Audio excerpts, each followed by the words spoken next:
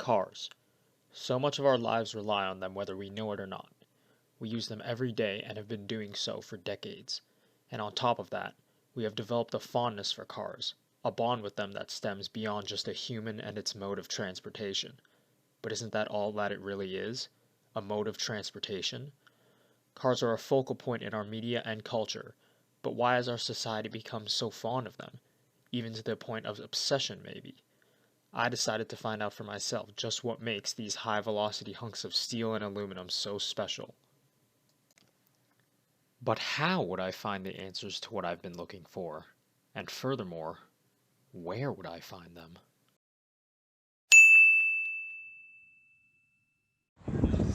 This is the place where I'm going to find all the answers to what I've been looking for.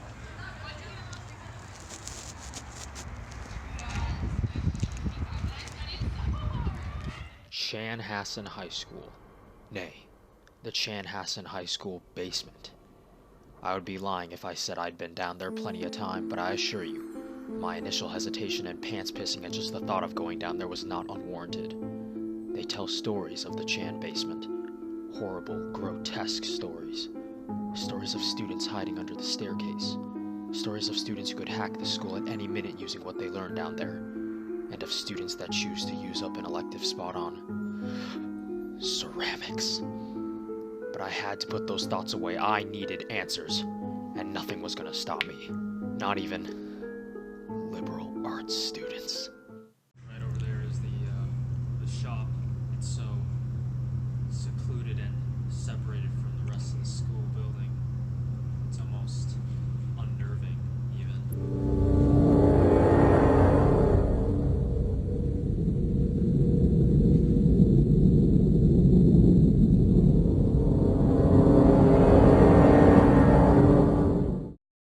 Luckily, I realized that I had an in to the shop with my friend Tyler, who frequented the place to work on his truck.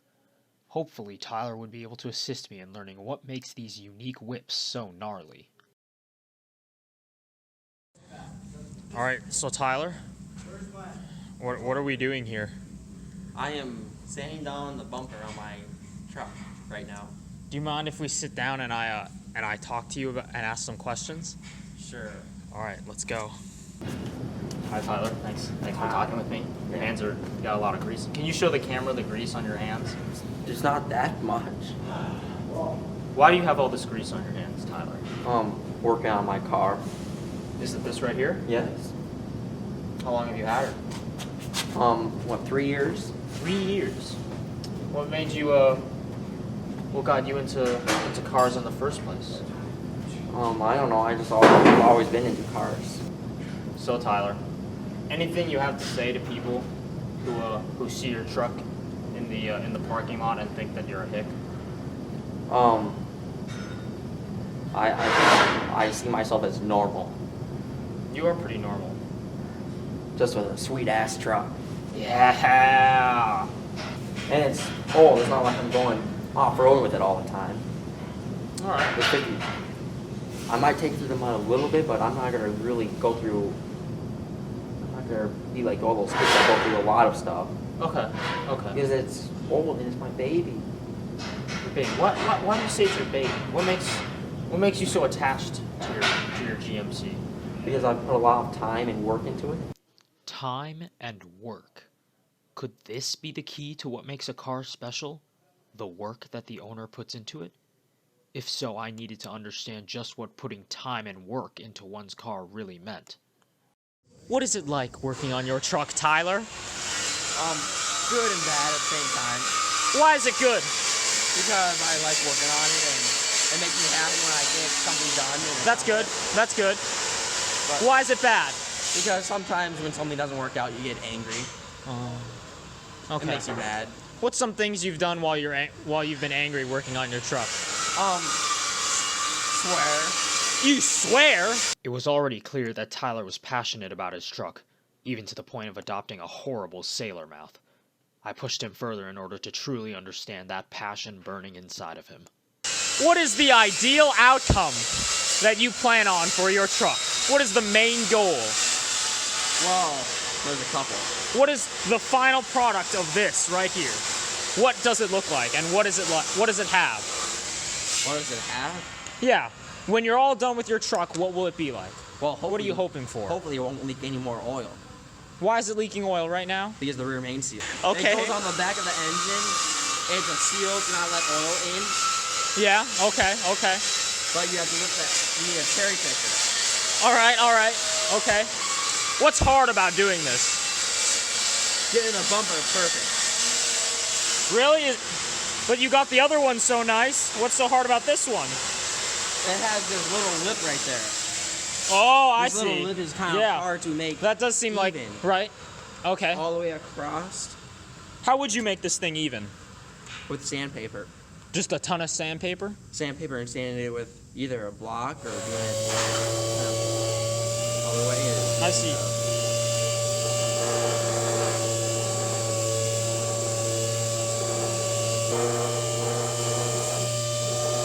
How long do you think it'll take to finish sanding this thing? A long time. How long would you like it to take? Not very long. I let Tyler finish his work as it was becoming increasingly clear that I was annoying him. I decided to talk with his friend Riley instead. Riley has spent every moment he can during school in the shop as well, and I was interested in hearing his insight on the world of cars and the time and work one puts into their own.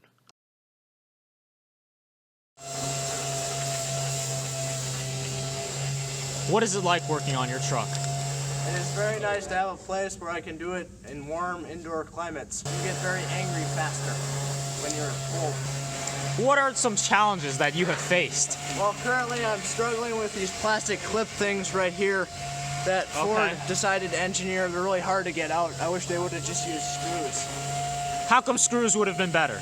Because they're metal, and unlike plastic like this, they don't break off and they come off really easily. All right, all right. Would you say your truck is better than Tyler's? I would not say my truck is better than Tyler's because I've been looking one for 2 years. I bought this at a government auction for $2,700. All right, all right. What are you working on besides that plastic screw right there? I'm trying to take this whole fender off to replace it because I hit a pole. You hit a pole? Yes. Oh, how did that happen? I was backing out and I cut it to the left too much, too. How much will all of that cost to Well, the new repair? fender costs $40. This will probably cost $60. Okay, okay. What's the end goal for your truck? What's the perfect Make it version of your free. truck? I won't put too much money into it because it's not like Tyler's. I'd rather just have a truck and then I'll buy a nicer one later in life. All right. Kind of like something I wanted bigger than I had a Toyota Camry before Okay. that I hauled around my boat with, and this is just nicer because it's got more room on board. Okay. Well, thank you. After talking with Riley and Tyler, I couldn't help but feel confused. How could people become so invested in cars when it seemed as if it was a hobby filled with potential problems and spending? It was only when I talked more with Tyler when I started to really understand. In a star pattern. Why do you do it in a star pattern? Because if you do all the way around, then you're gonna have loose ones. But if you do in a star pattern, you do every other, or something like that, and then you are opposite. You were able to tighten it better. Okay. How long did it take you to learn all this very minute and detailed information? I don't know. A long time. I don't know. All right. Because I went to school. They didn't teach me this at school. Because you never took a shop class. You never had Mr. Mumpson as a teacher. This is the kind of stuff you learn in shop class? Yeah. Mr. Mumpson. I saw his picture in the hallway on my way to the shop, with an intriguing quote next to it as well. The 5 Ps. What are the 5 Ps? Prior planning prevents poor performance. Is that what you learned in this class? Yeah. How have you applied that? Always come prepared. Always think ahead of what things that could happen. What could happen if you don't practice the 5 Ps? You could forget a step. You could not have everything you need and not be able to finish what you're doing. Any examples of a time when not having the 5 Ps just hindered you in life in general? Just not, it doesn't have to be in shop class, just Well, Just anything. I guess in shop class I can do one. Even on this truck, right now, I can't do the rear main seal because I need a cherry picker. So I have to wait to get a cherry picker that's available so I can lift the engine out so I can do the cherry picker so I can drop the oil pan. So, it seems that the joy in working on cars didn't come just through an increase in value through your hard work and time, but also through its ability to teach lifelong healthy habits that could benefit you in seemingly any scenario. I decided to try and speak with Mr. Mumpson himself in order to gain a better understanding of the depth behind the shop class. Alright, hi. How we doing? What's your name? Pete Mumpson. Where are we right now? We're in the Chanhassen Automotive and Welding Lab, metal fabrication room. How long have you been the teacher for this this lab? Well, Mark Lacey and I teach 17 different classes down in this area. And this area I mean by 5 different rooms, 2 computer labs and 3 physical lab spaces. So we've been here since the building opened. We helped design the rooms and order equipment. Okay, all right. So, how would you say this class is different from other classes that you would find? I think most, a lot of classes you're used to being told what to do all the time.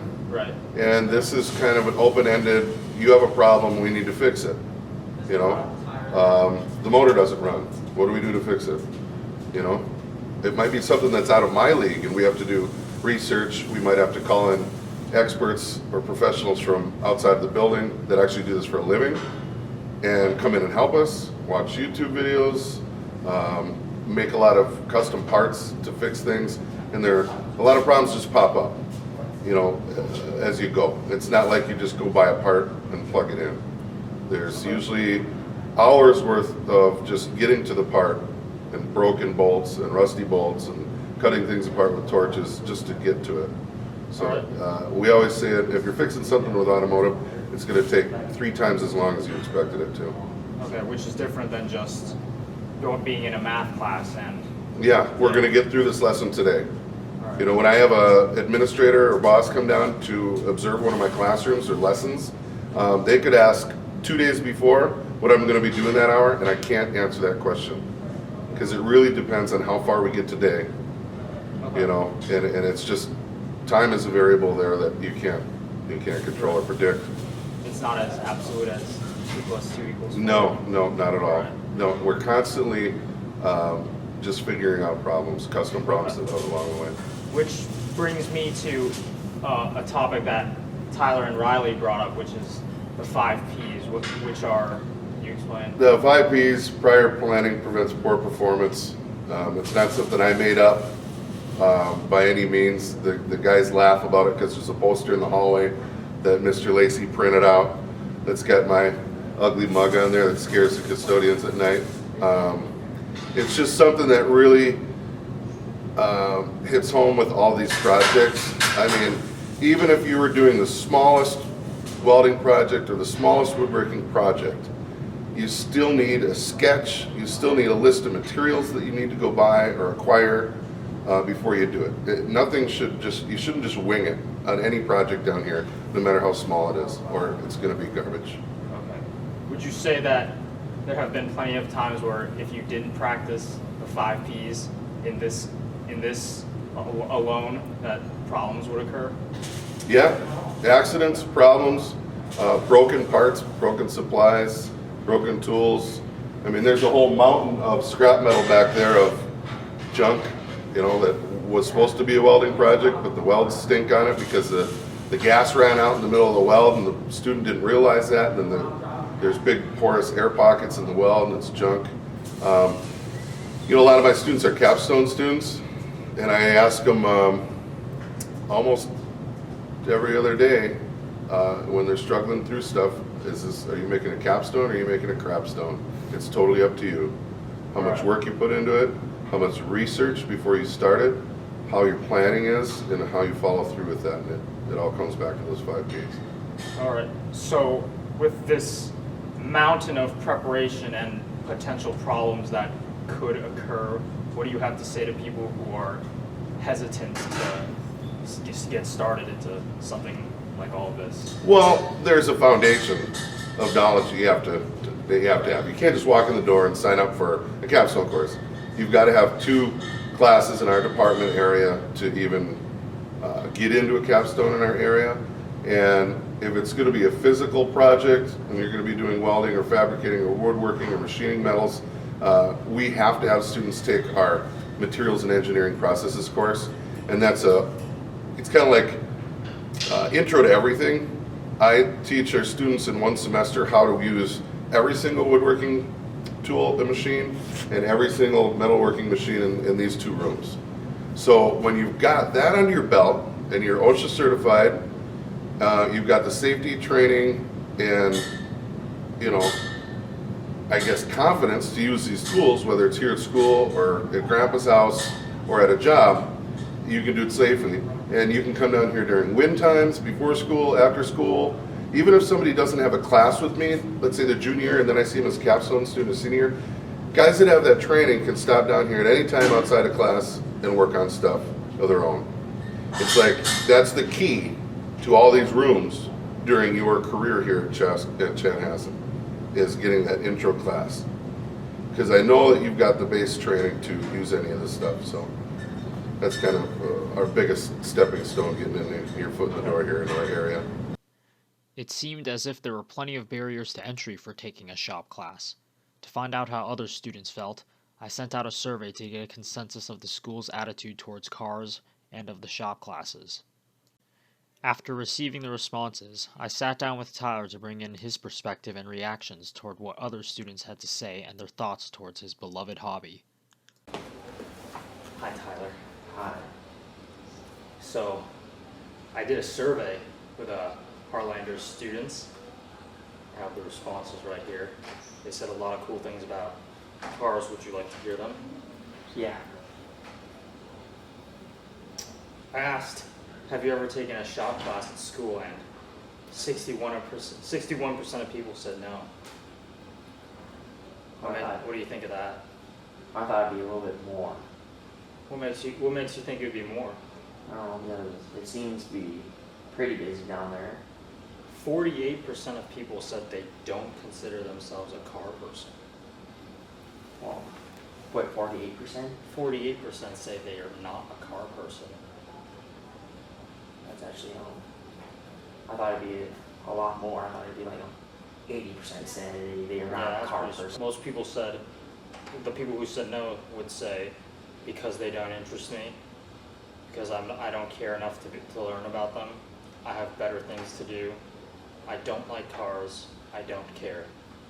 Well, cars are very important to know how to work on. If you drive one, you should at least know the basics. Someone says they don't even drive cars. Well, that person has an excuse then. 40% of people said when asked, would you consider working on cars an interesting hobby? 40% of people said no.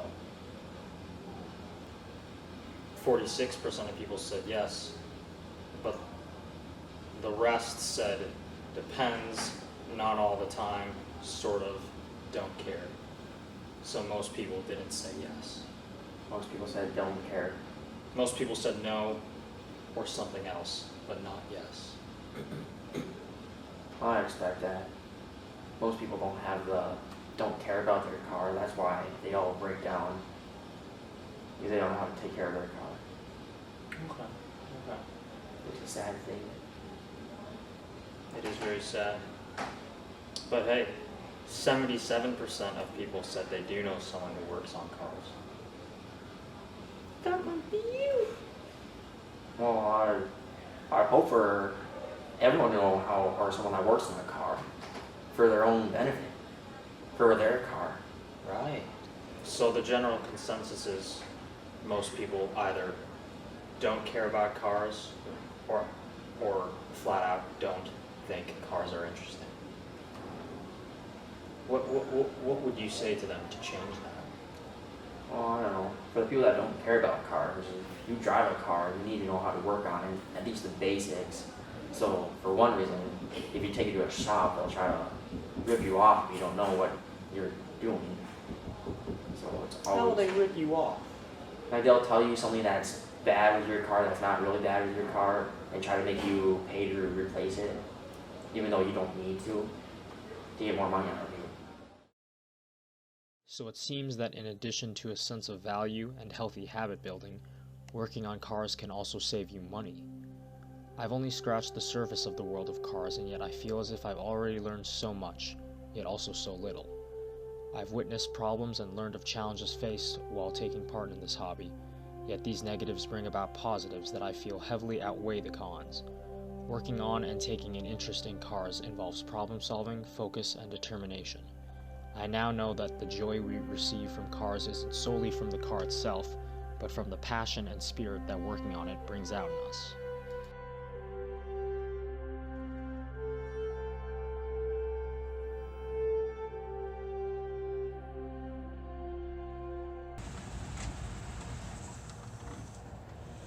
Hey Tyler, say something for the viewers back at home. I forgot my safety glasses in his car.